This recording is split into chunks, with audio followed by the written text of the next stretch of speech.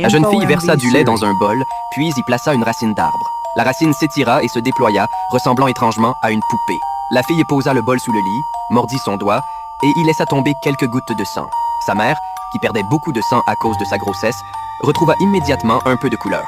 Elle devait nourrir sa mère avec son sang tous les jours. Mais cette fois, elle fut attrapée par son beau-père.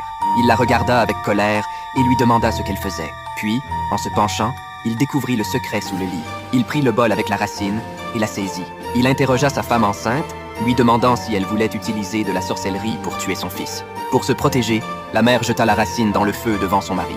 Mais dès que la racine fut brûlée, son ventre commença à lui faire mal. Les gens accoururent pour l'aider à accoucher, mais elle ne survécut pas. Le soir venu, le Pale Man se rendit dans sa chambre et lui offrit une nouvelle chance de devenir à nouveau princesse. Une fois cela accompli, elle pourrait retourner dans le royaume souterrain. Mais d'abord, elle devait emmener son frère, tout juste né, pour le retrouver. Après avoir réfléchi, Ophélia accepta. Elle se rendit discrètement dans la chambre de son beau-père et emporta l'enfant. Alors qu'elle partait, son beau-père, ivre, la remarqua.